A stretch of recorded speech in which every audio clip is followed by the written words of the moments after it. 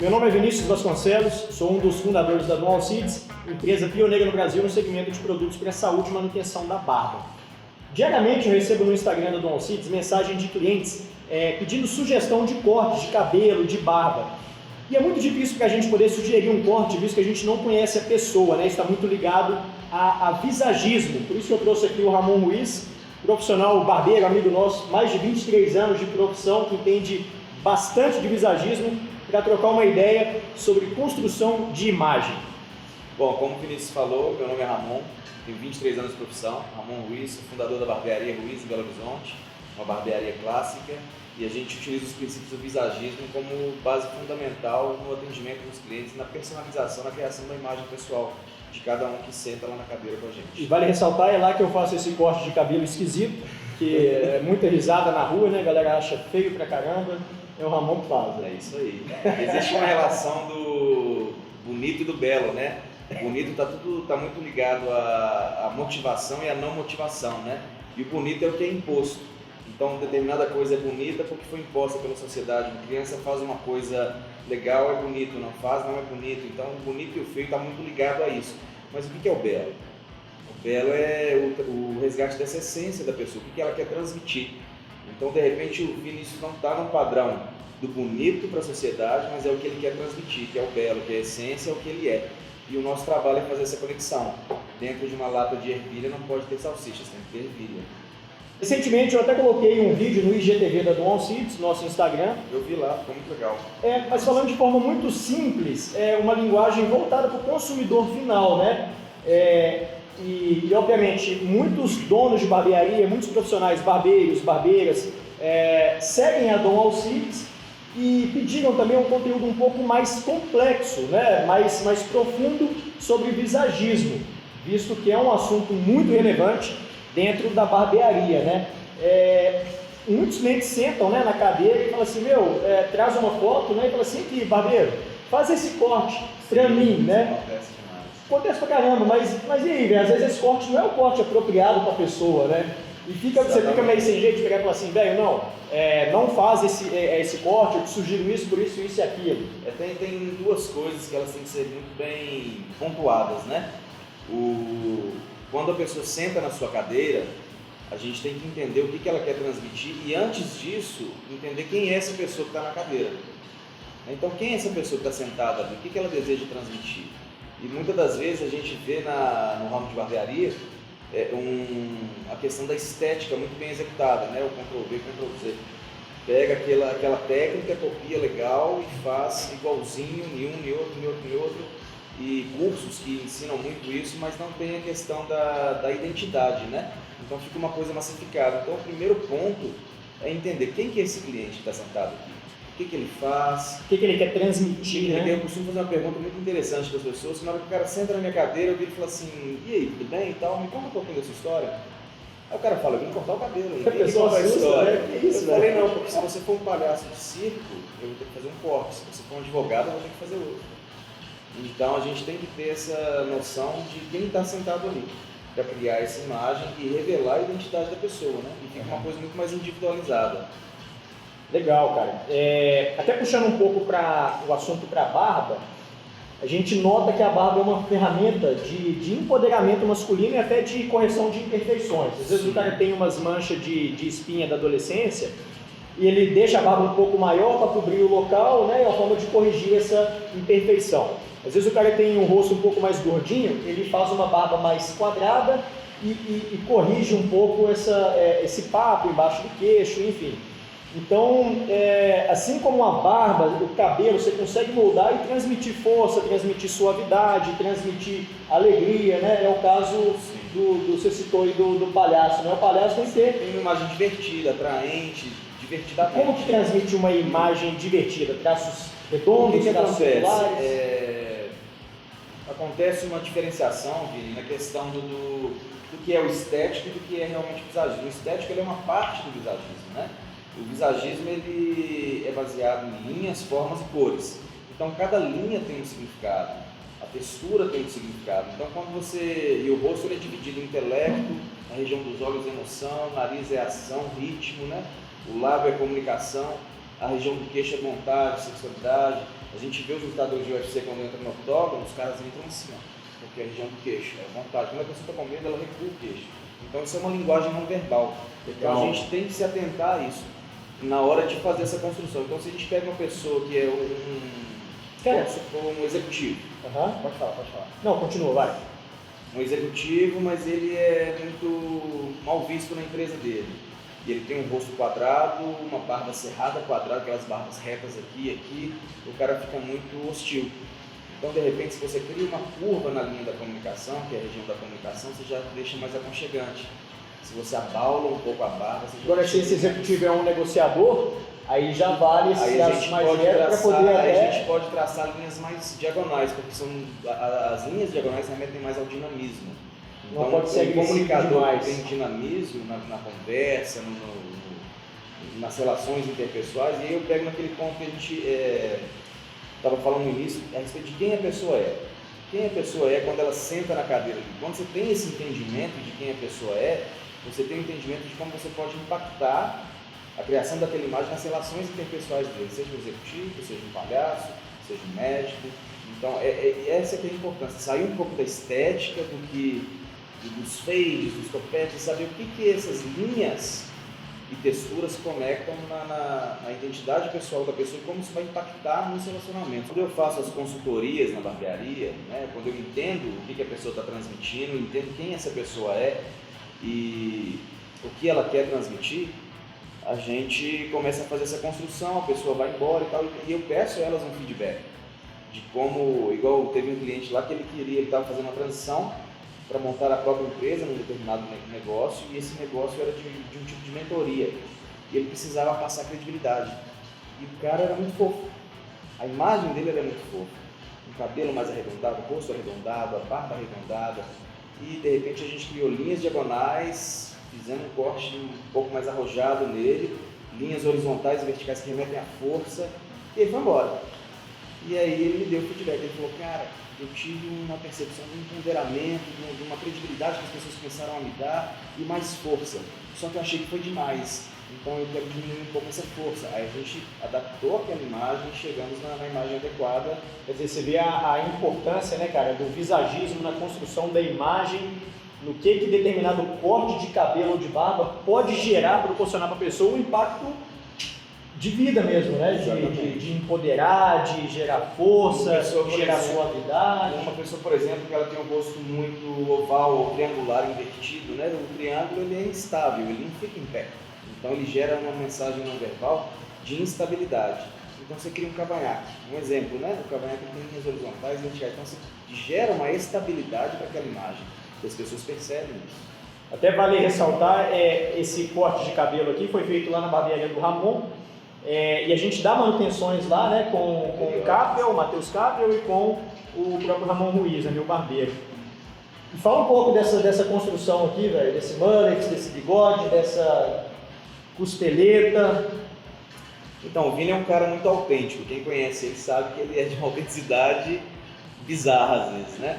E ao mesmo tempo ele precisa passar um pouco de sobriedade nas relações dele. Então a gente criou... Sobriedade eu passo com a roupa, velho. A gente criou um topete muito legal, que o que o topete faz? Ele valoriza a região do intelecto. Então quando a gente levanta o topete, a gente está credibilizando o que ele fala. Então a gente mostra uma linguagem não verbal, porque visagistas todos nós somos. A gente sabe que fica bom, a gente sabe que não fica. Se a gente vê uma senhora na rua com uma franjinha na testa, nossa, foi infantil. Mas você não sabe por quê. Vai ver, a senhora quer ficar jovem. Porque a testa é a região do intelecto. Então quando você esconde isso, você sugere que a pessoa está se baseando nas emoções, não na razão. Quando você levanta um topete igual o do Vini, que a gente mostra que ele se baseia nas razões, que ele é um cara sóbrio. E a gente criou na região da comunicação uma linha mais curva e uma linha diagonal, que é a região da costeleta, para gerar dinamismo e não gerar agressividade, porque o visual dele é muito ousado. Então ele fica sóbrio na frente e tem um mullet atrás. Então ele é sóbrio e divertido, como aquele carro é o Camino. Depois vocês pesquisem aí. O editor lá tá na frente Camino, e atrás ele é uma caminhonete. De frente é sério, né? E atrás tem divertido. Então tem essa linha tênue, né? Porque o visagismo não é a medida que dá na profissão, né, de barbeiro.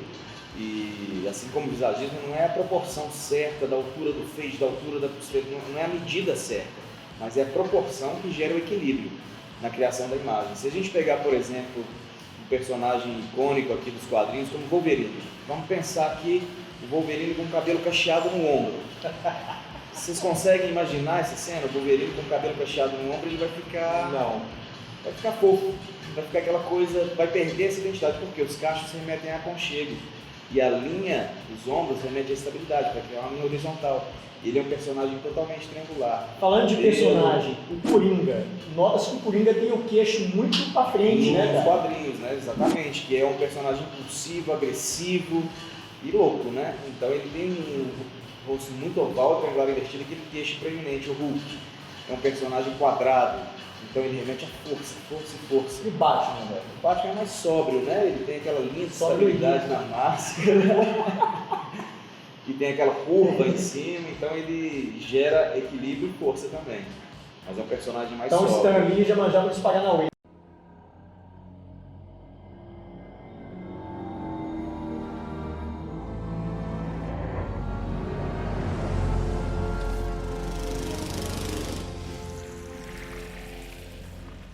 A gente falou de personagens da DC, O né? primeiro relato de visagismo que a Mas- gente vê no século XVI com Voltaire.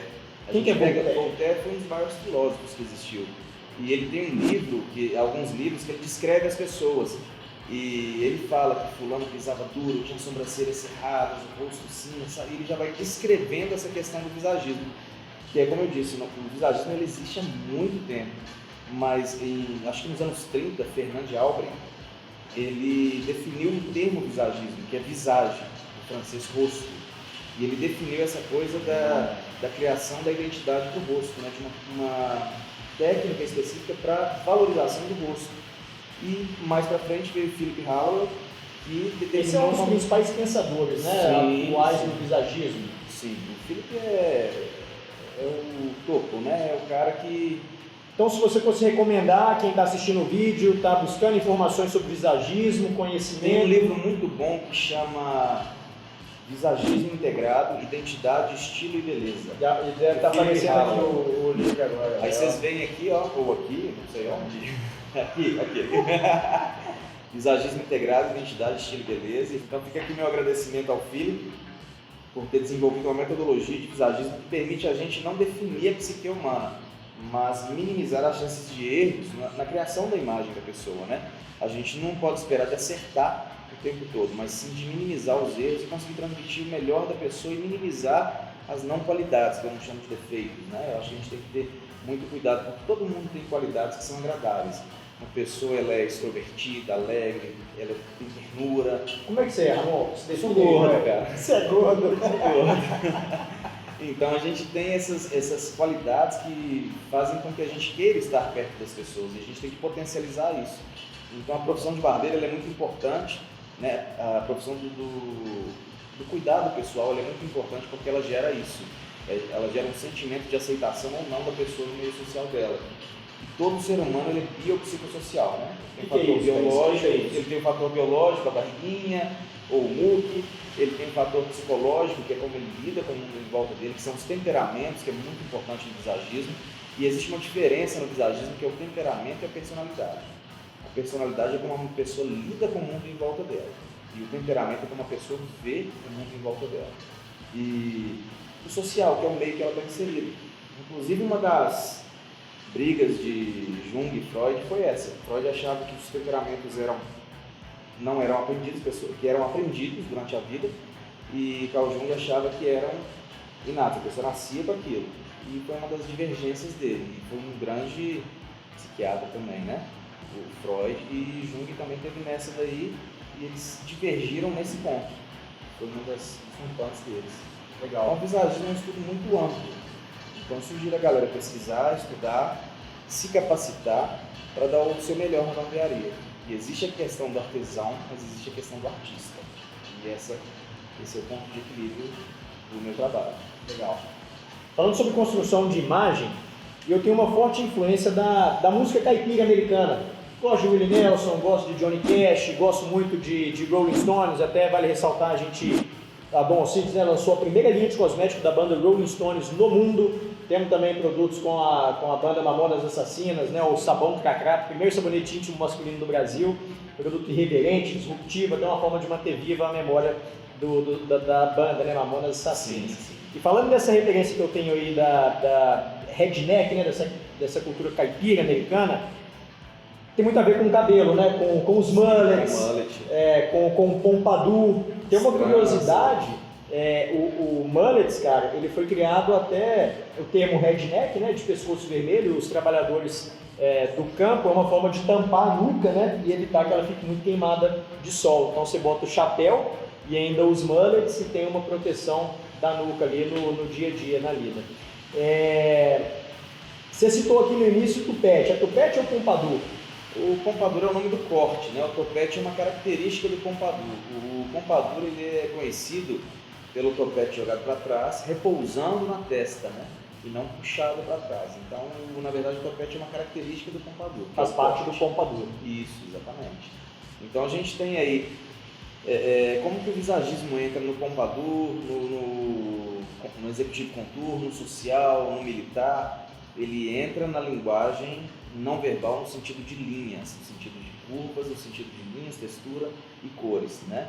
Então a gente tem que ficar muito atento, não só, eu frisei isso aqui no início, não só a técnica, a execução, porque isso é estética. O profissional ele tem por obrigação de executar um bom trabalho, mas vocês que são profissionais não se apeguem só nisso, se apeguem na linguagem que externa aquele serviço. E uma coisa que eu acho bem legal é o profissional não se limitar a uma bandeira, né? E executar todos os tipos de corte, né? Não só o corte contemporâneo, o corte clássico, o corte afro, não defender, não levantar uma bandeira, e sim estar pronto para executar todos os tipos de corte para atender a necessidade do cliente, né? Isso é legal. Eu sou barbeiro clássico por formação e eu acabo levantando uma bandeira que é o clássico por uma questão muito simples, né? Que eu vejo o clássico como a base de tudo e eu consigo ramificar para as outras vertentes no sentido de não sair da característica do clássico, que é um corte mais cadenciado, de maior durabilidade. Eu consigo não sair e atender. Como é que é esse lance do corte clássico de maior durabilidade? A forma como ele é executado, ele vai ter uma manutenção menos periódica, dependendo do tipo. Então é um corte que vai durar mais tempo. Isso. Porque quando você. Mas aí vai da linha que você segue, né? De repente, pro cara que faz um corte contemporâneo, a manutenção é menor. Ou um fade, por exemplo, no caso, ele vai ter uma manutenção mais curta, né? Talvez dias, 10 e 10 às vezes. O corte clássico ele consegue perder o fade, mas não sair do corte. Né? Mas é uma característica, eu consigo falar muito sobre o clássico. Sobre as outras ramificações de barbearia, o clássico e o tradicional eu consigo falar muito. Nós temos 3 tipos de barbearia, né? A contemporânea, a tradicional e a clássica. E eu vejo a clássica como a base de tudo porque ela vem dos primórdios, né? Desde o início do século, muito antes, 1860, a gente já tem registro do primeiro executivo contour, que é o pai do corte social. E, inclusive, bota a fotinha aí do executivo contour. Inclusive com o personagem que é o Doc Holliday, 1880, se eu não me engano. Ele deu o primeiro registro do executivo contour que a gente vê. E ele é o pai do corte social. Então eu vejo a barbearia clássica como uma base de tudo que está aí hoje. São ramificações, né? Você citou o militar, aí eu lembrei da série Peaky Blinders. Sim. Os cortes do Peaky Blinders, cara, é a gente vê os Peaky Blinders, né? A gente tem uma característica muito interessante, que são os cortes antes de 1920. A gente vê a série se passa nos anos 1910, né? Uhum. E a gente tem aí um fator determinante na construção. Por que a gente fala, quando a gente fala de barbearia clássica, a gente fala dos anos 20 aos anos 50? Porque nos anos 20 surgiram as máquinas elétricas. Então as máquinas elétricas elas possibilitaram a construção dos fades. Então quando você vê a série Peaky Blinders, você vê os cortes muito marcados e tal, porque as máquinas eram manuais, eram feitas só na lâmina, com a tesoura. Então a gente vê esse esboçar, assim, a gente vê um esboço dos cortes clássicos, que eram muito mais clássicos do que os próprios cortes que a gente diz clássicos, como dos anos 20 aos anos 50. Porém, as máquinas elétricas elas foram um marco no divisor de águas, né, nessa coisa dos cortes clássicos. Então, ela possibilitou uma construção maior no sentido de evolução mesmo. Então, a maioria das barbearias que se dizem clássicas, elas as realmente clássicas, elas trabalham com os cortes dos anos 20 aos anos 50. Mas a gente tem cortes como o slick back, que é o do Arthur Shelby, que é o liso para trás, é um corte que é clássico, antes dos anos 20 e depois dos anos 20, é o mesmo corte. Mas legal. A gente vê na série, quem puder ver, Peaky Blinders, está no Netflix, tem cortes muito marcados. E eles marcam essa época antes dos anos 20. Aí veio a Walt, que tem 100 anos, né? E ela lançaram recentemente uma edição especial de 100 anos. E tal. É linda a máquina, né? Linda. E foi um marco, né? E tem outras máquinas, outras empresas que lançaram na época. E aí houve a construção dos fades, essa coisa mais... E esse fato de ser raspado mesmo nas laterais gera uma agressividade tremenda, né? Sim, a cabeça raspada ela é um fator de agressividade, né? A gente vê, aí eu cito o UFC novamente, né? Os caras usam muito a cabeça raspada, os militares, o cabelo muito curto. Agora, uma curiosidade dos militares é que eles usavam os cabelos muito curtos por causa de piolho, para não pegar piolho nas batalhas. Sabe por que os personagens do Peaky Blinders usam o cabelo raspado na lateral, comprido, né? O slick back? Slick back. Nas negociações ali com a máfia, eles estavam sempre com a boinazinha e as laterais raspadas. Então a galera achava que eles tinham o cabelo raspado. Então quando eles saíam do trampo da máfia e queriam dar um rolê com a família, passear com o filho e tal, tiravam a boina, cabelo grande, tampado raspado e ninguém reconhecia eles na rua. O slick back ele era um corte muito usado até depois dos anos 20 pelos grandes negociadores, empresários, porque o slick back ele não tem desvio de olhar, ele é um fio que vem e vai reto até o final. Então quando você olha para a pessoa, eu vejo, eu sinto a curva do topete. Quando o cabelo cai na testa, eu vejo a curva que às vezes aponta para o olho que a pessoa deseja ser vista, né? Isso pode ser assunto para outra hora, mas o slick back, a característica dele era ser liso para trás, para nas negociações não ter desvio de olhar também, além do... Me fala um pouco daquele lance da sobrancelha que levanta mais do que a outra e tal. Na verdade, é que a gente fala tanta coisa quando você vai lá, né, Lídio? Na barbearia. Eu falei, velho, vamos falar sobre isso e levar esse bate-papo ao conhecimento esse assunto, né? Da galera, que é legal, o interesse do pessoal. A gente tem, o que o Vini está falando é a questão do lado dominante do rosto e do olho dominante. A gente tem o olho do atirador, né? Aquele olho da mira, que é o olho dominante. E a gente tem o lado dominante do rosto, que é o lado mais expressivo. Então, normalmente a gente vê muito isso em mulher. A mulher tampa o lado máscara, que a gente chama que é o lado não dominante, e expõe o lado dominante, porque ela gosta de ser vista daquele lado. E geralmente as pessoas que gostam de ser olhadas nos olhos, elas fazem isso expondo o olho dominante. E nem sempre o olho dominante é o olho do atirador, né? O lado dominante é o olho do atirador. Então são questões, particularidades do visagismo. E esse autoconhecimento é que a pessoa vai adquirindo numa consultoria, ela vai entendendo a necessidade disso e vendo como isso afeta ela no dia a dia. Recentemente eu fiz um texto no blog da Dom Alcides falando sobre justamente os cortes da série Peaky Blinders. E nas pesquisas que eu fiz, a gente chegou ao corte undercut. E você citou aí o slick back. Qual que é a diferença do undercut para o slick back? O slick back ele tem a lateral raspada, ele não tem a conexão, mas ele é penteado para trás. O termo conexão que muitas vezes é feita através do fade, que você vai gradativamente do zero, que a gente chama de linha de base, né, que é essa parte do cabelo que conecta o topete com a lateral. Né? E o slick back é um único corte clássico que não tem essa conexão. E o undercut também é um corte que não tem essa conexão. Mas o undercut é um corte mais atual. Né? É mais anos 70. Mais anos 70, final dos anos 60, 80 talvez. Mas o undercut ele é o topete do alto, bagunçado, desfiado, desconectado, porém a lateral raspada. Mas não transmite essa mensagem do slick back que é liso para trás, sem conexão e às vezes até raspado. Legal. Tá aí, você que é barbeiro, que é barbeira, que é profissional aí do ramo de beleza, que acha relevante compartilhar esse assunto do visagismo com outros profissionais, amigos, manda esse vídeo pra galera, deixa seu joinha aqui, né, velho? Tem que... Deixa o like. Mas de verdade, né? Compartilha, que eu acho que é legal gerar esse tipo de conteúdo, de levar esse assunto, né, educacional para a galera de uma forma leve, né?